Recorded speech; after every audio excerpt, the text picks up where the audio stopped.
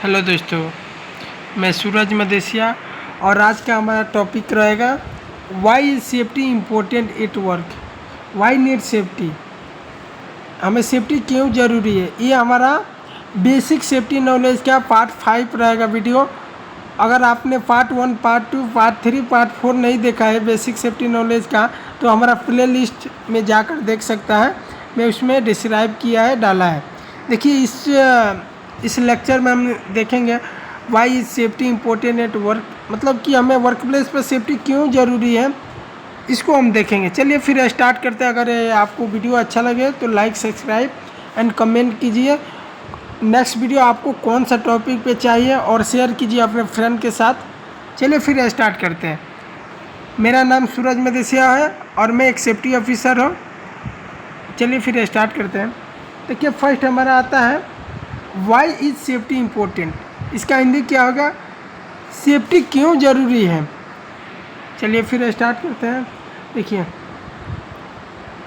Work place safety is important for the following 3 की reason. Work place कार्यस्थल safety क्यों ज़रूरी है, 3 रीज़न इसका है ज़रूरी के लिए। चलिए फिर देखेंगे। फर्स्ट हमारा होता है मोरल रीज़न, दूसरा होता है हमारा लीगल रीज़न और तीसरा हमारा होता है फाइनेंशियल रीज़न। ये हमारा 3 रीज़न हो गया सेफ्टी को कार्यस्थल पर इम्पोर्टेंट के लिए, ज़रूरी के लिए। कौन कौन सा, moral reason, legal reason and financial reason. चलिए फिर हम एक एक करके इनको देखेंगे। फर्स्ट हम लोगों ने देखेंगे मोरल रीज़न क्या होता है।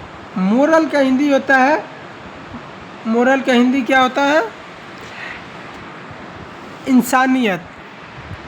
मोरल का हिंदी क्या होता है, इंसानियत। इंसानियत मतलब कि वर्क प्लेस पर जो भी काम करेगा एम्प्लॉय या एम्प्लॉयर्स, उनका क्या, उसके अंदर एक मोरल होना चाहिए, इंसानियत होना चाहिए। देखिए किस प्रकार का इंसानियत देखेंगे। Every workers has the right to return home safely.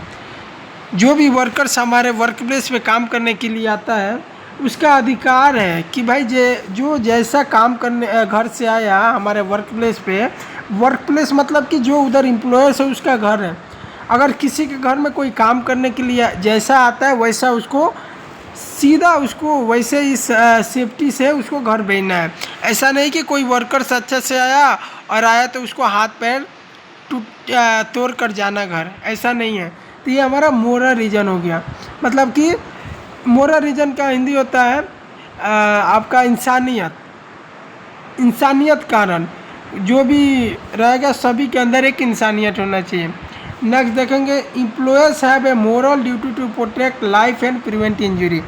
इसका मतलब क्या होगा, जो एम्प्लॉयर्स यानी काम कराने वाला व्यक्ति है, उसका ड्यूटी है, उसका मोरल है, उसका इंसानियत है, उसमें जो भी वर्कर्स रहेगा काम कर रहा है उसका लाइफ को प्रोटेक्ट करना है, बचाना है, उसका इंजरी को प्रिवेंट करना है।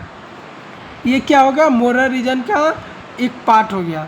उसके बाद से देखते हैं ये safe work build trust and improve employee moral. इसका मतलब क्या होगा, एम्प्लॉयज़ को क्या एक सेफ वर्क प्लेस बनाना है ताकि एम्प्लॉई को, जो काम करने वाला आदमी है, उसका इंसानियत इम्प्रूव हो। अब देखेंगे हम दूसरा लीगल रीजन क्या होता है। लीगल रीजन इसमें हम देखेंगे क्या होता है। लीगल का मतलब होता है कानूनन। ये हमारा कानूनन रीजन है। अगर हम सेफ्टी को फॉलो नहीं करता है, कोई ऑर्गेनाइजेशन, कोई कॉन्ट्रैक्टर है जो सेफ्टी को वर्क प्लेस पे फॉलो नहीं करता है, पहला हमारा क्या बताया था, सेफ्टी को फॉलो करने के लिए पहला रीज़न क्या था, मोरल रीजन। मतलब इंसानियत सभी के अंदर क्या होना चाहिए, एम्प्लॉई के ऑर्गेनाइजेशन का जो ऑनर है, एम्प्लॉयर्स है, उसके अंदर क्या एक इंसानियत होना चाहिए कि जो भी हमारे पास वर्कर्स है उसको बेसिक वेलफेयर फैसिलिटी प्रोवाइड करें, उसको सेफ कैसे रखेंगे उसका कंट्रोल मेजर प्रोवाइड करें। देखो अगर उससे भी उसको नहीं वर्कर को प्रोवाइड करता है, उसके अंदर कोई इंसानियत नहीं है, तो दूसरा सरकार बनाया है मोरल रीजन, लीगल रीजन। इसका मतलब क्या हो गया, कानूनन कार्रवाई। अगर उसका इंसानियत भूल जाता है तो सरकार क्या करेगा, कानूनन कार्रवाई करेगा। इसका दूसरा लीगल रीजन का हिंदी होता है कानूनन कार्रवाई। अब इसमें देखेंगे, organisation are legally obligated to provide a safe working environment. क्या ऑर्गेनाइजेशन को क्या बोला गया है लीगल रूप से, उसको ऑर्गेनाइजेशन को क्या ऑब्लिगेट यानी प्रोवाइड करना है सेफ वर्किंग इन्वायरमेंट को। देखो इंडिया में क्या बोला गया है, फैक्ट्री एक्ट 1948 सेक्शन 7 है general duties of the occupier. Factory act ये हमारा एक सेफ्टी का एक लीगल एक्ट है 1948 का 1948 में ये स्टार्ट हुआ था। सेक्शन 7A में क्या दिया है, general duties of the occupier. Occupier का मतलब एम्प्लॉयर जो काम करा रहा है, उसका ड्यूटी क्या है, जनरल ड्यूटी क्या है उसमें मेंशन किया गया है। नेक्स्ट एक्ट है the building and other construction worker act 1996।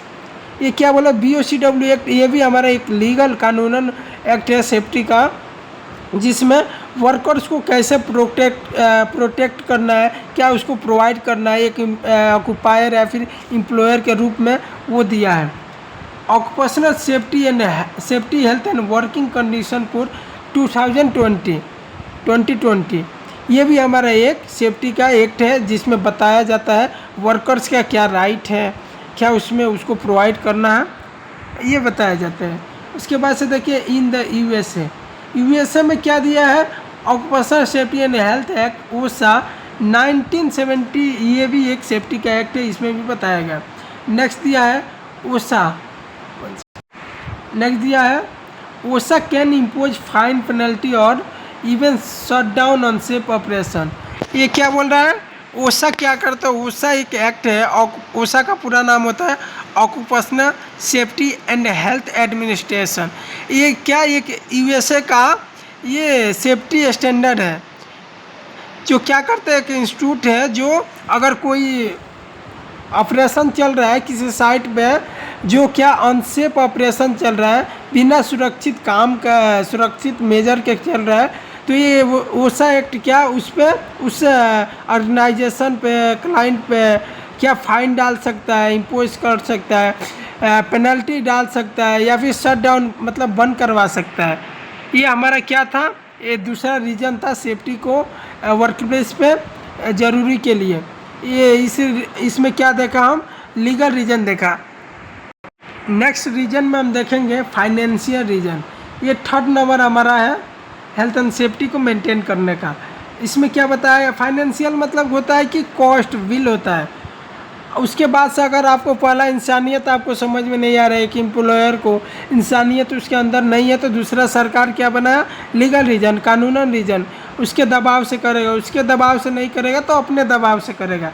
ये तीसरा क्या बोलता है, फाइनेंशियल रीजन मतलब होता है अगर किसी भी वर्कर को एक्सीडेंट हो जाता है, उसको सीरियस इंजरी फैटल एक्सीडेंट होता है, तो उसको पेनल्टी या फिर हॉस्पिटल बिल ये सभी क्या उसको भरना पड़ता है एक एम्प्लॉयर को, मतलब जो ऑर्गेनाइजेशन काम कराता है उसको। इसको हम ध्यान से देखेंगे केयरफुली।